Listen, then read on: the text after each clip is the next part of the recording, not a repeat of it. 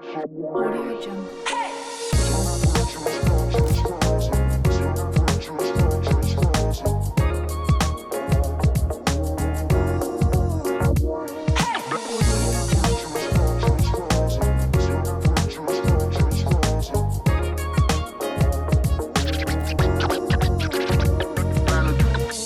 Jungle.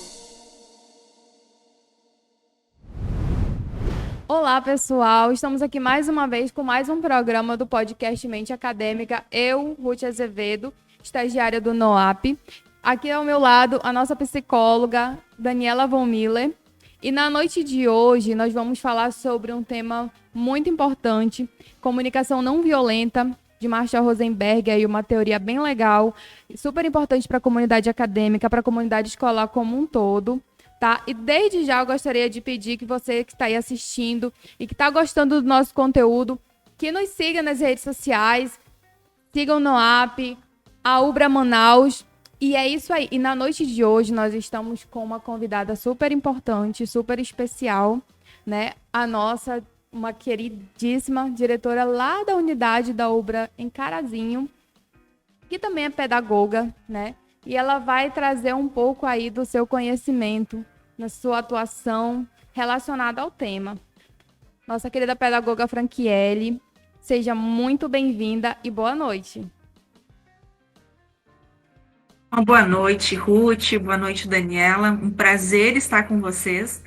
Como os meios sociais ajudam nós, né, a nos aproximarmos, mesmo dessa distância que nós estamos. Um prazer estar recebido o convite, né, e também, principalmente, a gente está aqui conversando, né, eu e a Dani, que temos uma longa história juntas também, né, dentro da própria universidade.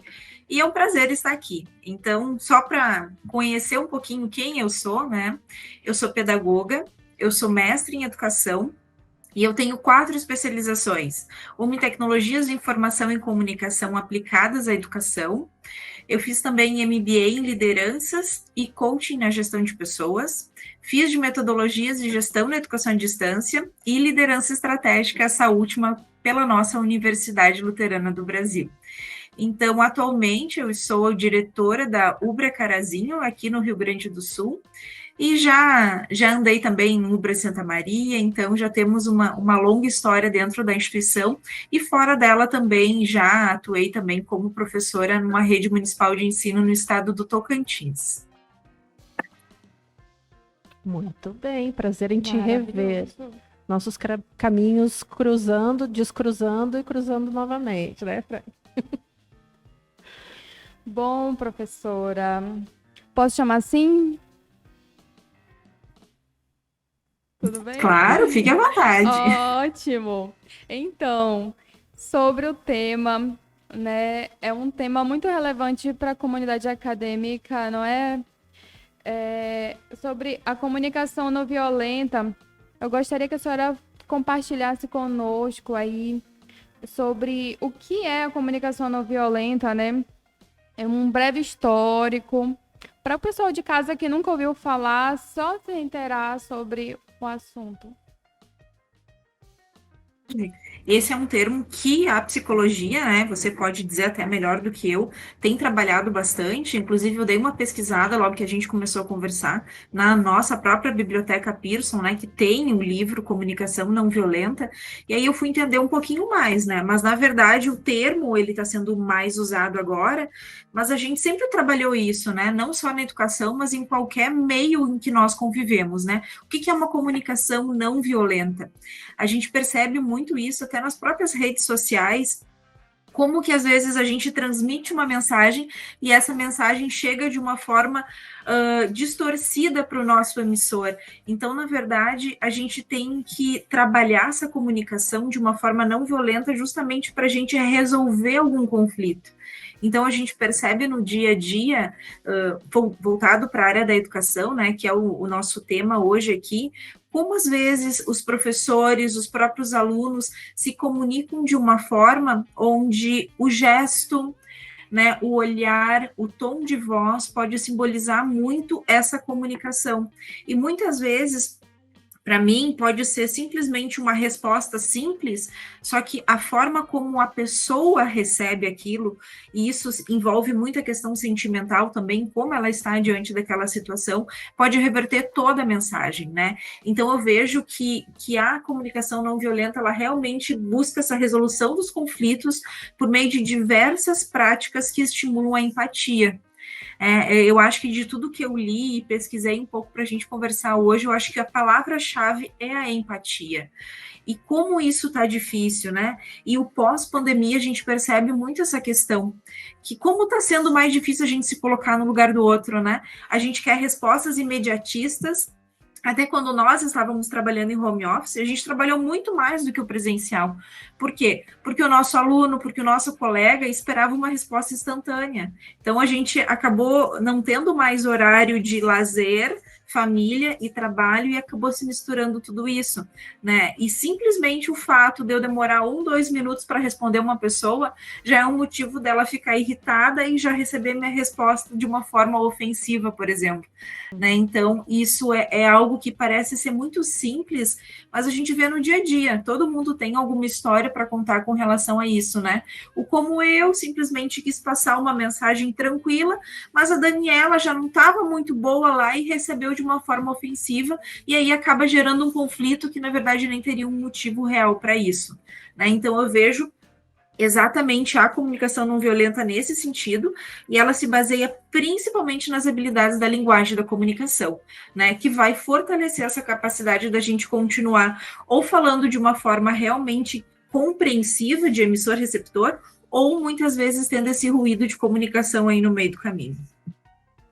Tu lembrou muito bem, né, porque é que o pós-pandemia, né, Ruth, aqui em Manaus existia um receio de voltar à presencialidade, né? A gente teve maior preocupação dentro da universidade também, né? Assim, quando fomos para o online, né? De que tudo continuasse funcionando, de que as aulas continuassem, mas quando a gente teve a oportunidade de voltar à presencialidade, a gente teve que trabalhar bastante os professores que estavam com receio de voltar para a sala de aula e como seria essa convivência novamente com os alunos, que alunos que voltariam, como voltariam, né? Então, esse tema foi bastante trabalhado e ele é muito presente mesmo, né? Com certeza.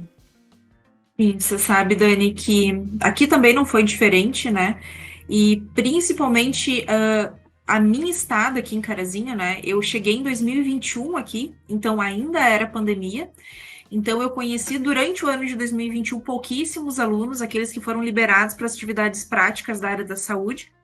E só em 2022 que eu fui realmente conhecer os nossos alunos. Então foi um baque muito para mim, inclusive para os professores, porque a gente se comunicava muito virtualmente e nós não tínhamos nos encontrado presencialmente. E a gente presenciou muito essa questão. Alunos com receio de voltar para o presencial, querendo seguir de forma online, porque sim, né, assustou todo mundo, né, teve pessoas que realmente a pandemia prejudicou muito, e aí vem vocês, né, com o trabalho da psicologia realmente, e o NAD muito forte, para fazer esse acompanhamento com os nossos alunos, mas também a gente não pode esquecer dos nossos professores, né, que foram mestres mágicos, eu posso assim dizer, durante a pandemia, né, que a gente seguiu com as aulas, uma aula emergencial remota, a gente não pode nem dizer que foi uma educação à distância, né, mas sim, foi um ensino super rápido, mas que todos os professores se adaptaram, e depois a gente teve essa readaptação para o presencial. Aí você encontra uma pessoa que fazia 2 anos que você não via, você abraça? O que você faz? Né? Então, a pandemia fez a gente muitas vezes pensar mais, trazer a questão afetuosa, né, afetiva, uma coisa que a gente traz muito na própria educação à distância, como que a afetividade fica dentro disso tudo, mas o retorno da pandemia também estipulou muito isso, porque, tá, mas peraí, eu posso abraçar o meu colega? Será que ele vai aceitar isso? Né? Como que eu vou chegar para ele, principalmente eu sendo uma pessoa nova num grupo que já era consolidado? Né? Então, a própria questão da comunicação se fez muito presente aqui, porque eu precisei, durante esse 1 ano inteiro que eu estive aqui na pandemia, me comunicar com a minha equipe de forma online, né? Então aí vem toda a questão da comunicação e ser o mais clara possível para que eles entendessem as minhas mensagens e compreendessem de uma forma adequada.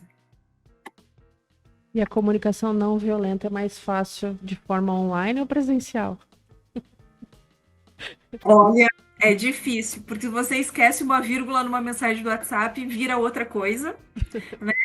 Você gesticula muito no presencial ou se arregala muito o olho também pode ser alguma coisa. Então, é um trabalho muito complicado, sabe? Eu vejo que como as mensagens são distorcidas, né? O nosso dia a dia aqui a gente percebe muito. E aí, eu estudando um pouquinho mais sobre a área, eu percebo que uma das principais características da comunicação não violenta é a gente conseguir observar. Como a gente tem dificuldade de simplesmente ficar observando uma situação e não falar na hora. Porque a nossa tendência é justamente, não, para, né? Você tem dois colaboradores discutindo no corredor, o que você vai fazer? Você vai tentar elevar o tom de voz para que eles realmente, só que não é assim que a gente tem que chegar. E isso eu trago um exemplo até quando eu estava no meu estágio da faculdade ainda, que já faz alguns anos, né? Tinha a turma inteira de primeiro ano, pensa, crianças de 6 anos, uns 30 alunos na sala, gritando. O que um professor vai chegar e vai fazer? Ele vai gritar para ser ouvido, né? Ok, estou aqui. E o que eu fiz? Eu simplesmente parei na frente da sala e fiquei gesticulando a minha boca. Eu não estava falando nada, só estava mexendo a boca. E aí um olhou e o outro começou a cutucar o outro. A professora quer falar, a professora quer falar. Então, se eu tivesse gritado, o que eu ia levar para as crianças? O medo, né? Um sentimento ruim, um sentimento de obedecer, mas não simplesmente obedecer no respeito, mas obedecer por medo daquela pessoa. Né? Então foi muito interessante que eu fiz isso, claro, nem sempre dá certo, né? Ainda mais pensando nos pequenininhos, mas me chamou muita atenção essa atividade. Então, quando eu estava pensando até em exemplos, assim, principalmente quando eu estava em sala de aula com os pequenos, me veio isso. E aí um prestou atenção que eu estava tentando falar e ninguém estava ouvindo, e aí todos ficaram em silêncio. Então, o mais lógico seria simplesmente eu chegar gritando. Só que aí eu já estou estipulando um canal violento de comunicação com os pequenos. E a gente, principalmente, né, as crianças que aprendem pelo exemplo, né? Se os pais gritam, brigam em casa, você pode ter certeza que ele vai trazer isso para dentro da sala de aula, né? E a gente percebe isso no dia a dia dos nossos alunos. A gente percebe isso no dia a dia dos nossos colaboradores, né, quando não estão muito bem, ou quando acabam se exaltando demais, né? Vamos ouvi-los, né? O que está acontecendo? Como eu posso te ajudar para isso? E muitas vezes as pessoas já chegam de uma forma agressiva, né? Ah, não, chega, tá muita conversa, vamos ficar quieto. Não, pessoal, o que está gerando essa conversa toda? Né? Vamos discutir sobre isso e observar. Porque muitas vezes, pensando nesse sentido, são crianças, jovens, adultos, inclusive, carentes de atenção, né? E que às vezes o elevar o tom da voz vai chamar a atenção, alguém vai olhar para mim. Né? Então, tudo isso é um trabalho que a gente tem que ir construindo e pode parecer simples, mas não é, né? Porque uma mensagem mal dita, ela pode ser realmente mal interpretada e aí gerar uma confusão totalmente desnecessária. Sobre a relação professor-aluno, né, que nós tratávamos anteriormente, pensando nessa perspectiva da comunicação não violenta, como que ela pode ser utilizada de uma forma construtiva? Porque a gente sabe que o que acontece, né? Na comunicação não violenta, que nem você falou, a gente precisa trabalhar a empatia, precisa ter essa observação, identificação do que eu estou sentindo, identificação do que o outro, será se é isso mesmo que ele está tentando passar para mim, né? Será se eu ouvi direito? Então, tem tudo isso envolvido. E na relação professor-aluno, é uma relação que faz parte de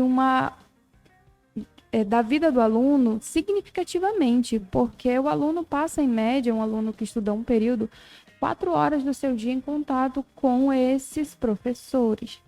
E isso o aluno de um turno, né? Tem os alunos aí de outros períodos. E integral, por exemplo. Então, o contato se torna ainda maior. Na graduação, esse contato às vezes extrapola a própria universidade, né? Seja numa visita técnica. Então, essa relação, ela é importante. Então, pensando numa perspectiva da comunicação não violenta, como que ela pode ser utilizada para resolver certos conflitos que possam surgir e tornar isso em algo significativo e construtivo ali daquele saber entre aquele aluno e aquele professor? Realmente, se nós formos pensar tanto o contexto escolar, educação básica, como o próprio ensino superior, a escola, ela é um ambiente totalmente heterogêneo, né? Então, a gente não consegue trabalhar de uma forma única e atingir todas as pessoas que ali estão. Que bom que a gente não consegue, né? Que cada pessoa é diferente e a gente não quer, nosso objetivo não é formá-los, como a própria palavra fala, formar todo mundo igual. Não, por quê? Porque cada um tem a sua história, né? Tem a sua cultura, tem as suas tradições que vêm enraizadas da família. E muito a cultura que você tem em casa, você vai estar levando isso para a sala de aula. Então, é inevitável um professor trabalhar com toda essa mistura de saberes e de culturas dentro de um único ambiente. Como que a gente pode trabalhar isso de uma forma realmente construtiva, né? Quando eu estava na faculdade, a gente trabalhou muito a questão do construtivismo. O que é isso? É dar liberdade para o aluno também, né? Não levar simplesmente as respostas prontas, mas ajudar eles a construir, a mostrar os melhores caminhos, né? Então, até onde o meu aluno pode chegar? Aqui fazendo um resgate da psicologia, nosso próprio Vygotsky, né? A zona de desenvolvimento proximal, tá? Eu sei que o meu aluno tem um potencial para chegar em algum lugar, e eu estou ali para realmente mediar, para colaborar com que ele chegue. E é nessa colaboração que a gente vai ter a comunicação, né? Como o próprio Vygotsky traz, a linguagem é um símbolo, é algo fundamental, é a nossa forma de comunicação com todas as pessoas, e na escola não é diferente, e cabe ao professor, é tão ruim eu, como pedagoga, que não estou em sala de aula nesse momento, falar o que cabe ou não um professor, né? Porque se a gente for analisar tudo, o professor tem que ser um mágico, um mil e uma utilidades de tudo que ele recebe, né? Por quê? Porque o professor não é mais só para ensinar. Muitas vezes os pais largam literalmente as crianças dentro de uma escola onde o professor também tem que educar. E a educação vem de casa, né? A comunicação não violenta tem que vir de casa. E o que acaba a escola absorvendo? Trabalhando com essa comunicação não violenta, porque a violência vem de casa. Então, para um aluno que tem esse contexto violento, não só de forma verbal, mas muitas vezes físico, que a gente sabe que isso é muito grave, inclusive essa semana tem bastante discussões acerca disso, né? O professor enxerga isso, né? O professor consegue ver, porque uma criança, ela não nasce agressiva, ela se torna agressiva pelos modelos que ela tem. Então, realmente, o professor, principalmente pegando os anos iniciais ali, que é a fase das descobertas, da criação da própria identidade dessa pessoa, né? Quem eu vou ser, interfere muito. Então, a escola, além de ensinar, está com o papel de educar também. E justamente trabalhar essa educação não violenta. Se ele já tem essa agressividade vindo de casa, derrubou uma coisa no chão, vou falar um termo aqui que é só gaúcho, né? Vocês não vão entender, seu estabanado, né? Derrubou tudo no chão.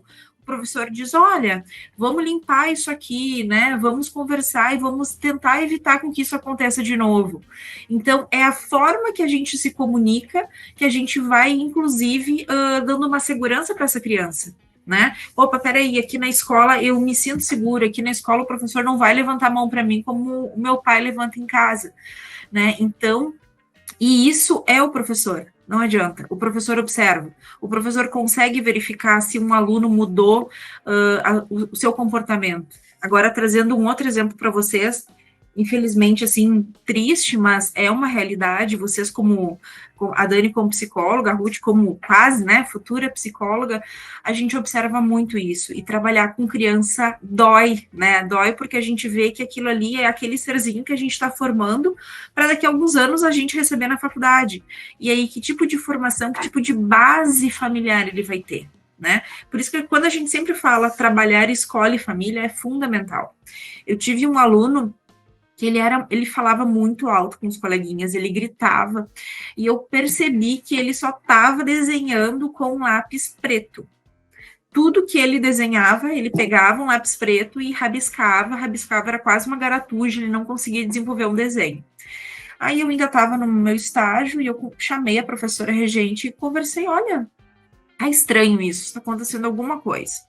Então, o que a gente fez? A gente chamou os pais e nós ficamos sabendo pelos pais, os pais realmente eram muito desinteressados pela criança, e essa criança de 7 anos tinha tentado suicídio.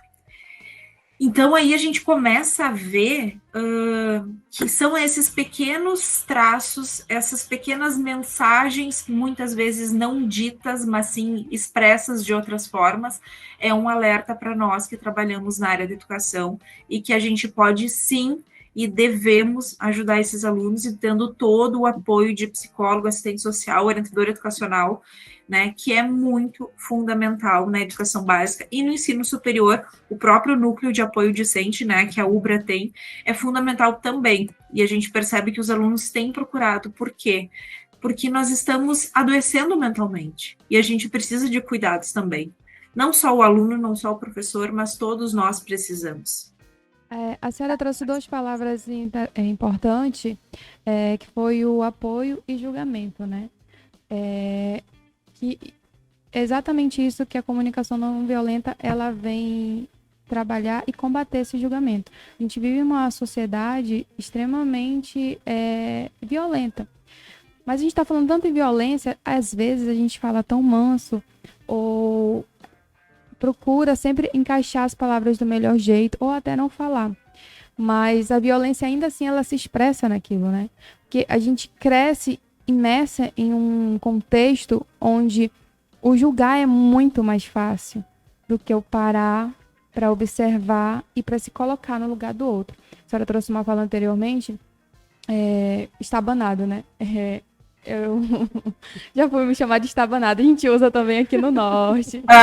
Então, se o meu colega, se o meu aluno derruba alguma coisa, se o meu filho quebra alguma coisa, é desastrado, é estabanado. Então, a gente vai muito no ele é e não o que aconteceu, né? Então, esse apoio ele é importante.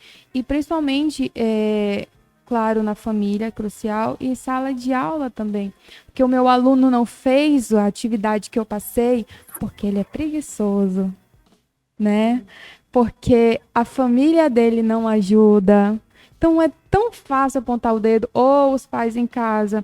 O meu filho trouxe uma atividade que tá muito difícil. O professor tá de marcação com meu filho. Então não procura saber o que realmente está acontecendo. E às vezes essa fala ela até vem de um jeito assim bem mansinho, mas, né, esse julgar é muito violento, porque eu não tem como eu ser totalmente assertivo sobre aquilo que o outro está trazendo, sobre aquilo que levou o outro a ter aquele comportamento. Não é simplesmente preguiça. Será que é simplesmente preguiça? Então, esse observar é importante, esse colocar no lugar do outro é importante, principalmente ouvir, né? Ouvir. E ele traz essa perspectiva de ouvir, não é, professora? Também na perspectiva da gente se ouvir, né? Vocês falavam anteriormente que o professor tem que ser o ninja. E realmente está cada vez mais difícil ser professor hoje em dia. Mas isso também na perspectiva dele, né? Será que ele está se ouvindo? Porque é compreensível que a demanda é alta, mas eu não posso ser violento a esse ponto comigo, porque se eu estou chegando ali no meu limite, eu estou sendo violento comigo, eu não estou respeitando os meus limites, como é que eu vou respeitar e não ser violento com o outro? Aí você toca numa ferida, acho que de todos nós, né? porque a gente fala muito do outro, né, de cuidar dos nossos alunos, né, de se comunicar de uma forma clara e não agressiva com nossos alunos, mas a gente esquece de olhar para nós mesmos, né? Então a gente pode perceber até muitos estudos, né, aumentaram muito o número de estudos durante a pandemia da saúde mental, inclusive dos professores, né, de quem está à frente. Porque a gente fala, a gente pensa, a gente estuda tanto em melhorar as metodologias, né? Em facilitar para o aluno, né? Porque o aluno é o protagonista, tá, mas e o professor aonde fica nisso tudo? Né? Nós sim, nós estamos adoecendo. Né? Durante a pandemia, eu acho que não dá para dizer que nenhuma pessoa não sentiu uma carência, uma solidão, um medo do desconhecido, né? Quando começou a pandemia, 15 dias, um mês, e quando vê, passaram-se 2 anos e meio, e a gente não vai voltar a ser da mesma forma. E a gente precisa sim de profissionais como vocês para cuidar de quem cuida, né? Pedagogia, né? O termo vem da paideia, né? Que era os escravos, as pessoas que conduziam as crianças até a escola. Então, quem nos conduz? Né? Então a gente pensa tanto em trabalhar e fazer o melhor para o nosso aluno, em observar sem julgar, mas o julgamento, a própria questão da culpa, né? Agora passou o Dia das Mães, né? Como a gente ouviu falar dessa questão, né? Nasce um bebê, nasce uma culpa materna, tá? Mas por que isso? Né? Porque nós estamos, eu não sou mãe, né? Mas a Dani já riu ali, então acho que ela está concordando comigo. Por quê? Porque a gente sempre está julgando, a gente tem que estar se sentindo culpado de tudo. Eu sou uma pessoa que me auto-julgo demais. Por quê? Porque eu não dou conta de tudo. E tá tudo bem, só que para minha cabeça não tá tudo bem. Então, e muitas vezes a gente adoece em função disso. Né? Eu tive um episódio ano passado que eu fui parar em médico, fiz exames no corpo inteiro, porque eu sentia dores absurdas, e no fim das contas era uma crise de estresse, né? Porque eu dizia, não, é impossível estar sentindo uma crise de estresse com as dores que eu estou sentindo, né? Então, a gente não se olha, e aí o corpo responde de alguma forma, né? É uma comunicação violenta com a gente mesmo, né? Porque chega um momento que o corpo tem que começar a te mandar sinais que você precisa se olhar. E eu não... Eu gostaria, né? Estou expondo essa parte da minha vida pessoal, porque quem nunca passou por isso? A gente realmente, bem como você colocou, Ruth, a gente precisa cuidar de nós também, né? Então, quem cuida dos cuidadores, né? Então, a gente precisa focar nesse sentido também. E voltando para a comunicação não violenta, onde um dos pilares principais é observar, né? Mas observar sem julgar. Porque é nosso, é algo inato que se acontecer alguma coisa errada, alguém tem culpa naquilo ali, né? Os pais estão sendo negligentes com o filho, mas a gente não conhece aquele dia a dia, a gente não foi até a casa, a gente não sabe a realidade, né? Às vezes um aluno não consegue aprender e só quer a hora do recreio, por quê? Porque é o único momento do dia que ele pode fazer uma refeição. Então, se a gente não compreender, não conhecer a história desse aluno, a gente vai simplesmente julgar sem conhecer, né? E isso faz toda a diferença um professor realmente se envolver nessa história do nosso aluno. Uma outra pergunta que a gente traz hoje, né, é bem parecido com a segunda, que justamente a criação desse ambiente que nós falávamos anteriormente, né, como a comunicação não violenta pode ajudar a criar um ambiente mais colaborativo e inclusivo também, né, professora? Vou dar um exemplo bem simples que eu acho que toda educação infantil faz. A hora da rodinha, né? Junta todas as crianças num círculo e deixa cada uma falar como foi o final de semana, como foi o dia anterior. Por quê? Porque muitas vezes a gente não é escutado, né? A gente tem uma ânsia por falar, principalmente nós, professores, né? Somos os detentores do conhecimento. Quem disse isso, né? A gente está sempre aprendendo também. Então, e não só para as crianças. A gente faz isso pelo menos uma vez por mês aqui na Ubra Carazinho, é treinamento com todos os colaboradores. E nesse momento a gente chama a nossa psicóloga, que faz parte do NAD Nadi também, por mais que a gente não tenha um núcleo específico para os colaboradores, né, a gente aciona o NAD Nadi para justamente a gente começar a fazer esse trabalho do se olhar para dentro, de expor um sentimento. E assim, ó, foi assustador as primeiras vezes que a gente fez esse trabalho aqui. Por quê? Porque a gente percebia muitas mágoas guardadas. E aí tinha muita gente chorando, e como eu caí de paraquedas aqui, eu não conhecia a história de vários funcionários, então a gente começa a tocar naquela ferida que a Ruth colocou antes, né? Que daí a pessoa julga sempre, a Daniela é isso, a Daniela é aquilo. Só que aí quando a Daniela começa a falar, ela percebe que tem uma mágoa minha que fez a Daniela ser assim, né? Então esse trabalho que a gente tem desenvolvido, assim, ó, eu não vou dizer 100%, né? Porque nada é 100% eficaz, mas está trazendo muitos resultados. A equipe está muito mais entrosada, e sempre que existe algum problema, algum conflito, o que é normal acontecer, a gente já conversa, sabe? A gente não deixa muitos, claro, no dia que acontece, a pessoa está muito aflita, melhor a gente não conversar. Mas no outro dia já chama, já escuta, né? Ouve sempre as versões, isso é muito importante. E esse trabalho que a gente está desenvolvendo da escuta ativa, eu, como diretora do campus, eu permito, eu faço isso, eu chamo os funcionários na minha sala, né? Como é que tá? Como é que tá o setor? O que pode melhorar? Então, a gente está valorizando o colaborador e está dando voz para ele. Porque tem colaboradores que estão há 20, 23 anos, a Ubra agora esse ano vai fazer 23 anos aqui, que sabem muito mais da instituição do que eu e que podem colaborar muito mais. Então, isso já traz mais importância para essas pessoas também. Então, saber ouvir, mas o ouvir realmente querendo absorver alguma coisa daquela conversa.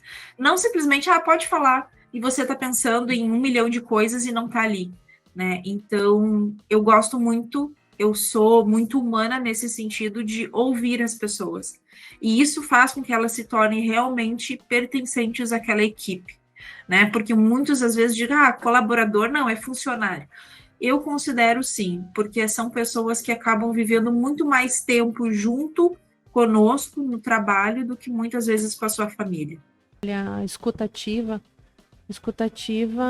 é escutar para entender e não escutar para responder ou retrucar. Professora, é um tema incrível, amplo, né, que não tem a mínima chance de esgotarmos ele aqui nesse programa. E nós estamos chegando aí próximo ao final do nosso tempo aqui, mas eu gostaria de pedir para a senhora fazer umas considerações, né, para a gente finalizar aí. Ruth, primeiro eu quero agradecer a oportunidade.